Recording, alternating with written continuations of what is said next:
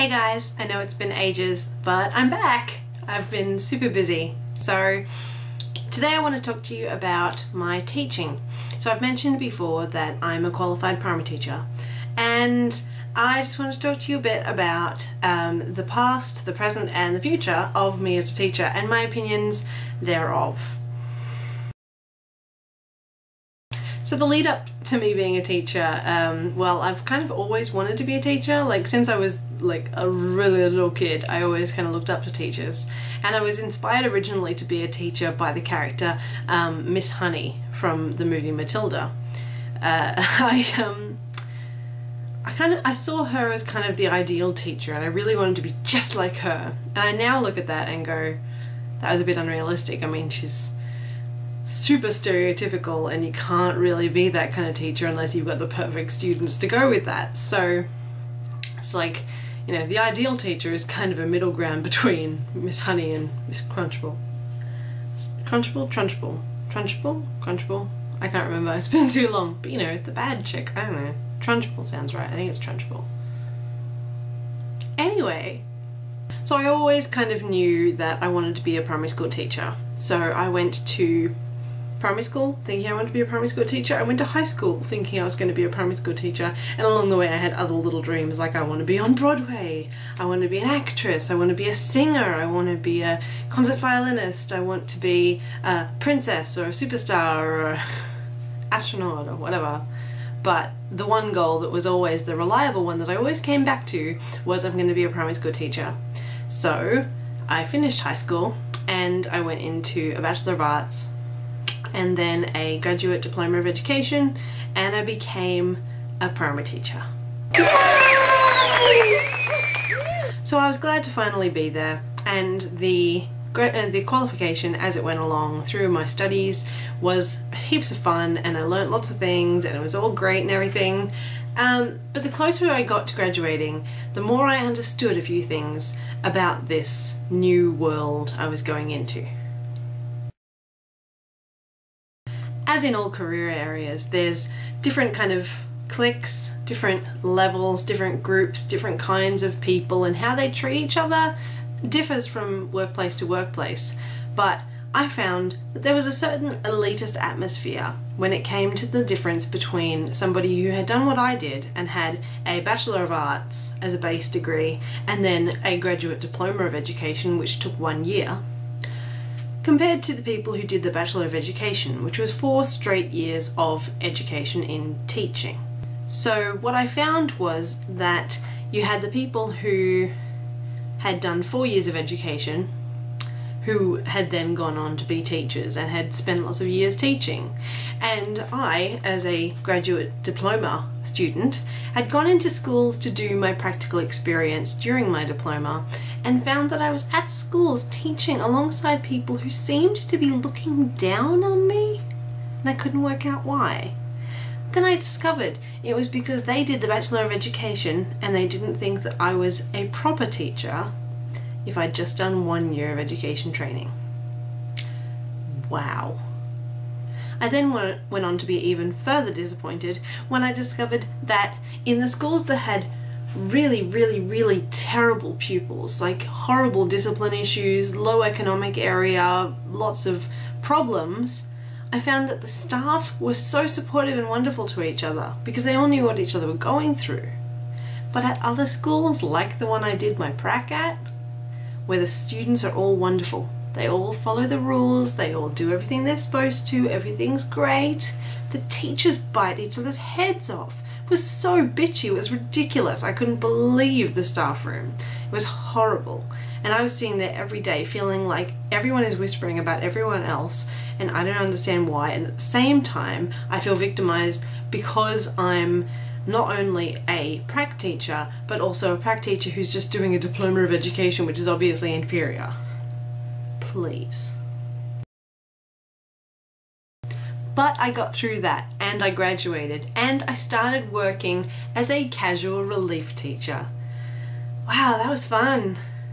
I mean, don't get me wrong, getting paid more than around $300 a day was pretty fun. I mean, that's real money compared to what I was on with, you know, just Centrelink payments.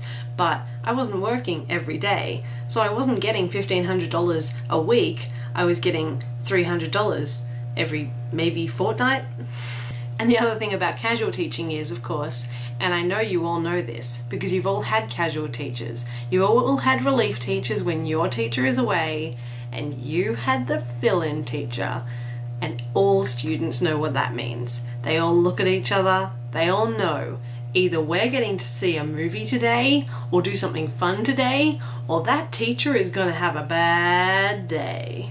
And I did. I had lots of bad days. Because unfortunately I'm not the kind to just turn up and watch a movie all day. I actually want to teach the kids. I actually want to make them do something productive. So they didn't like me. So I had lots of trouble with them in all different age groups, trying to push me as far as I could go. And while there's always those few students who really want to be your friend and really want to help you out in your day, there's always more that don't want to. Another interesting thing that I found was that there was a certain age difference and how the students reacted to you in those different age groups. So you have the youngest groups, the infants, that's K to 2, kindergarten, year 1 and year 2. And they kind of revere the teacher. There's always one or two bratty kids who'll try and push you or claim, "You can't do anything to me," or something along those lines. But generally, they'll do what you want if you use your teacher voice. And at the other end of the scale, there's year 5 and 6 who are almost about to go into high school, and they're pretty good because they're at the age where they know that they're going to give you shit, but they're also going to be nice to you about it. Generally, you can talk to them like they're grown-ups, and you can give them good solid work that'll keep them busy for a long time because it's solid, substantial work and they'll actually get it done. However, there's this annoying little middle group, grade 3 and 4, and they are not my friends.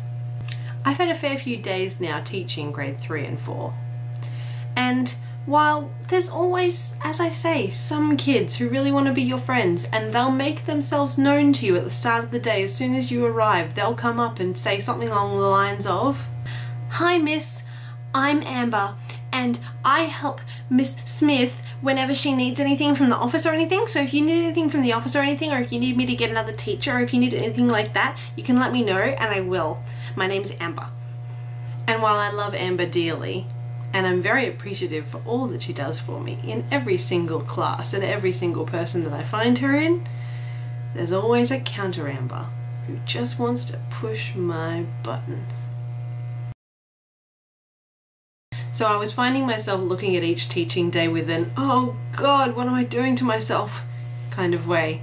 And always feeling, why am I feeling bad about this job option? Like, this has been what I've wanted since I was in primary school. I've wanted to be a teacher for so long. Why is it wrong now? How could it be wrong? It's what I meant to do. It feels so right. And I have some great days. Some days that just go off without a hitch and the teachers are lovely and everything's great. But then there's other ones that I just finish the day and go, thank God that's over.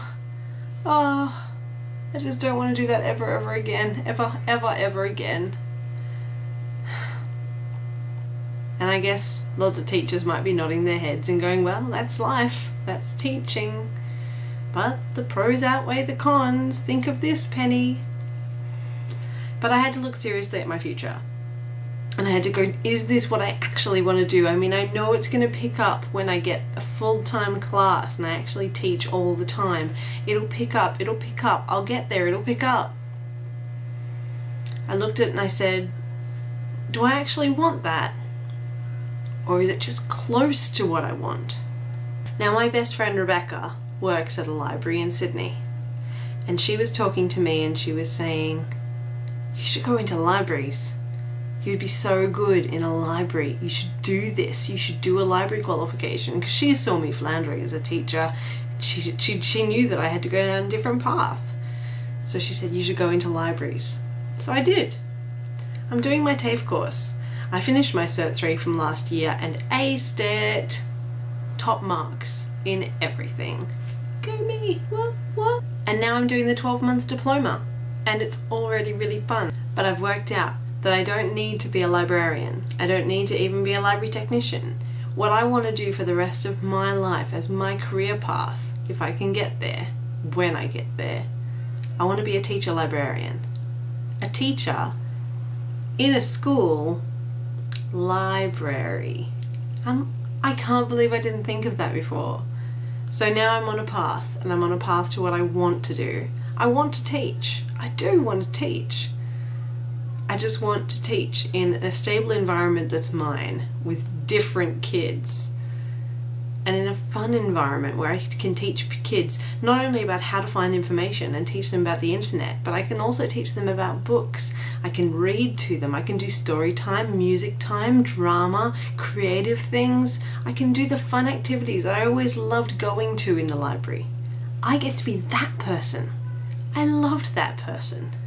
So I know while I'll still have lots of kids who want to muck up around the library, create noise around the library, I'll also generally have their teacher with me. Their teacher can help me to get them to shut the fuck up. Without those words, of course. So I like my future. I'm looking forward to it. It's exciting.